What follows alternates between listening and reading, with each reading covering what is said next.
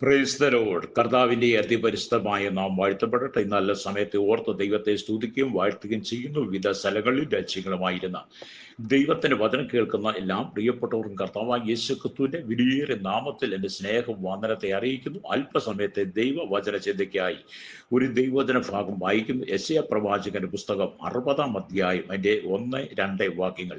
എഴുന്നേറ്റ് പ്രകാശിക്കുക, നിന്റെ പ്രകാശം വന്നിരിക്കുന്നു, യഹോവയുടെ തേജസ്സും നിന്റെ മേൽ ഉദിച്ചിരിക്കുന്നു.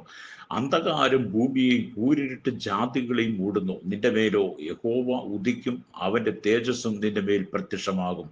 വളരെ അനുഗ്രഹിക്കപ്പെട്ട ഈ നല്ല തിരുവെഴുത്ത് കാലാകാലങ്ങളായി ഞാനും നിങ്ങളും വായിച്ച് ദൈവിക അനുഗ്രഹം പ്രാപിച്ചിട്ടുള്ളതും നമ്മുടെ ഹൃദയത്തെ തട്ടി ഉണർത്തുന്നതും നമ്മുടെ ജീവിതത്തിൽ നിറഞ്ഞു നിൽക്കുന്ന അന്ധകാരത്തിന്റെ നിമിഷങ്ങളെ, ഇരുളിന്റെ ആധിപത്യത്തെ നീക്കിക്കളഞ്ഞ് നമ്മുടെ ഹൃദയത്തെ വെളിച്ചത്തിലേക്ക് നയിക്കുന്നതുമായ അതിശ്രേഷ്ഠതയുള്ള ജീവന്റെ വചനമാണ് നാം വായിച്ചത്. യെശയ്യാ പ്രവാചകൻ ആമീൻ നമ്മളൊക്കെ ജനിക്കുന്ന എത്രയോ കാലങ്ങൾക്ക് മുമ്പ് എഴുതിയതാണ്. ഒന്നുകൂടെ പറഞ്ഞാൽ കർത്താവായ യേശു ക്രിസ്തുവിന്റെ ജനനത്തിന് 700 വർഷങ്ങൾക്ക് മുമ്പ് ഈ തിരുവെഴുത്ത് രേഖപ്പെടുത്തി വെച്ച് ആ തിരുവെഴുത്ത് ഇന്നും എൻ്റെ നിങ്ങളുടെ ജീവിതത്തിൽ ഇത് വളരെ അനുഗ്രഹമാകുന്നെങ്കിൽ ഈ വചനത്തിന്റെ സാന്നിധ്യം നമ്മൾ അനുഭവിച്ചറിയണം. രക്തം ചെയ്യും എൻ്റെ കേൾക്കുന്ന മാതാവേ, പിതാവേ, സഹോദര, സഹോദരി, നിന്റെ ജീവിതത്തിനകത്തെ അന്ധകാരത്തെ മാറ്റുവാൻ ദൈവത്തിന് മാത്രമേ കഴിയുള്ളൂ. വചനം പറയുന്നത് അന്ധകാരം നിറഞ്ഞ ഭൂമിയിൽ നിന്ന് നമ്മൾ എഴുന്നേറ്റ് പ്രകാശിക്കണം. ഈ ഭൂമി മുഴുവൻ അന്ധകാരം കൊണ്ട് നിറയപ്പെട്ടതാണ്. അന്ധകാരത്തിന്റെ ശക്തികളാണ്.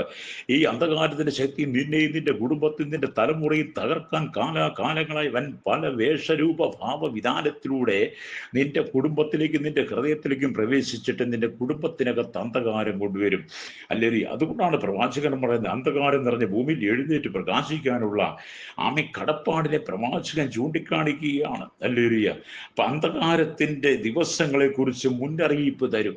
അതെ, വിശ്വസിക്കുന്ന ഓരോ ദൈവത്തിന്റെ വചനം അന്ധകാരത്തിന്റെ ദിവസങ്ങളെ കുറിച്ച് കർത്താവ് മുന്നറിയിപ്പ് തരും. അത് നീ മുന്നറിയിപ്പിനെ വകവെക്കാതെ പോയാൽ നിന്റെ ജീവിതത്തിൽ അപകടം വരും. നമ്മൾ റോഡിലൂടെ വാഹനം ഓടിക്കുന്നവരും വാഹനത്തിൽ യാത്ര ചെയ്യുന്നവരുമാണ്.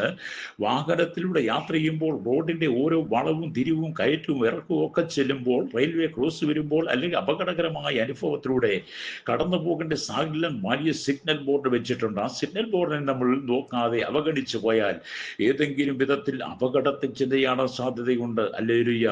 അതുപോലെയാണ് എന്നെ കേൾക്കുന്ന മാതാവി, പിതാവി, ദൈവം നമുക്ക് അന്ധകാരത്തിലേക്ക് പോകുന്ന മുമ്പ് ചില സിഗ്നലുകൾ ദൈവം നൽകിത്തരും. ആ സിഗ്നലുകളെ നാം അവഗണിച്ച് പോയാൽ നാം പാപത്തിന്റെ പടുകുഴിയിൽ ചെന്ന് വീഴുക മാത്രമല്ല, ഒരുപക്ഷെ നമ്മുടെ ജീവിതത്തിൽ മരണം വരെ സംഭവിക്കാൻ കാരണമുണ്ട്. യഹൂദ ജനം പ്രവാസത്തിൽ നിന്നും മടങ്ങി വന്ന് കഴിയുമ്പോൾ അവർക്കുണ്ടാകുന്ന സന്തോഷവും പ്രകാശവുമാണ് ഈ 1-ാം വാക്യത്തിൽ വിശദമാക്കുന്നത്. ബാബേൽ പ്രവാസത്തിലായിരുന്ന ഇസ്രായേലിന്റെ ജീവിതത്തിലെ അന്ധകാരത്തെ കുറിച്ച് വെളിപ്പെടുത്തി അവിടുന്ന് അവർ മടങ്ങി വരുമ്പോൾ അവർക്ക് ലഭിക്കുന്ന സന്തോഷം എത്ര ശ്രേഷ്ഠമാണെന്നാണ് ഇവിടെ രേഖപ്പെടുത്തുന്നത്.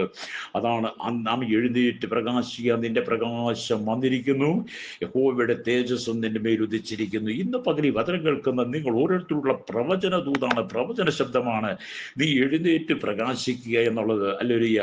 പ്രകാശം, അല്ലേലൂയ, നിന്റെ പ്രകാശം ഉദിച്ചിരിക്കുന്നു. അല്ലേലൂയ. നിന്റെ മേൽ ദൈവത്തിന്റെ തേജസ് വന്നിരിക്കുന്നു. ഈ കാലഘട്ടം വളരെ ദുഷ്കരമാണ്. ഈ കാലഘട്ടത്തെ അനുസരിച്ച് നീ ജീവിച്ചാൽ ആമേൻ നീ നിത്യ നരകത്തിലേക്ക്, നരക കടലിലേക്ക് പോകും. അതിലേക്ക് നീ പോകാതിരിപ്പാൻ ഹൃദയത്തിന്റെ അന്ധകാരത്തെ, പാപത്തിന്റെ അന്ധകാരത്തിന്റെ കറകളെ നീക്കി, ജീവിതത്തിന്റെ ഇരുളുകളെ നീക്കി എഴുന്നേറ്റ് പ്രകാശിക്കുക തന്നെ ചെയ്യണം. ഹല്ലേലൂയ.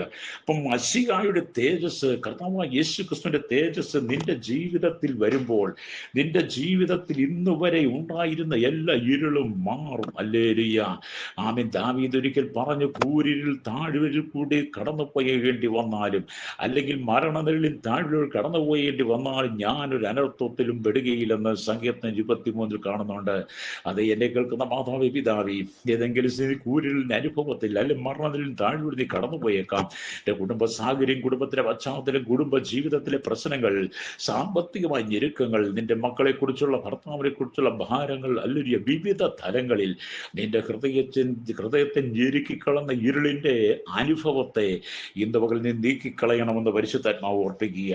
അപ്പൊ യേശു മനുഷ്യന്റെ മേൽ നൽകിയ രക്ഷ, അവന്റെ ജീവിതത്തിലൂടെ യേശുക്രിസ്തുവിന്റെ മരണത്തിലൂടെ നമുക്ക് ലഭിച്ച സ്വാതന്ത്ര്യം, ആ സ്വാതന്ത്ര്യത്തെ നാം ദുർവിനിയോഗം ചെയ്യാതെ ക്രിസ്തുയേശുവിലൂടെ നമുക്ക് ലഭിച്ച സ്വാതന്ത്ര്യത്തെ നാം പ്രയോജനപ്പെടുത്തണം. വലിയ അതുകൊണ്ടാണ് കർത്താവ് പറയുന്നത്, ഇന്ന് എഴുന്നേറ്റ് പ്രകാശിക്കണം. എന്നെ കേൾക്കുന്ന മാതാവി, അവിടെ കിടന്നുരുളാതെ, വീണ്ടെടുത്ത് കിടന്നുരുളാതെ, എനിക്കിങ്ങനെ സംഭവിച്ചല്ലോ, എൻ്റെ മക്കൾക്ക് ഇങ്ങനെ സംഭവിച്ചല്ലോ, എൻ്റെ ഭർത്താവിന് ഗതി വന്നല്ലോ, ഞങ്ങൾക്ക് ഈ ഗതി, ഇതെല്ലാം ഞങ്ങളുടെ വിധിയാണെന്ന് പറഞ്ഞ് നീ നിന്നെ തന്നെ, നിന്റെ കുടുംബത്തെ തന്നെ വിധിക്കാതെ എന്ന് കർത്താവ് പറയുകയാണ്, നീ എഴുന്നേറ്റ് പ്രകാശിക്കണം.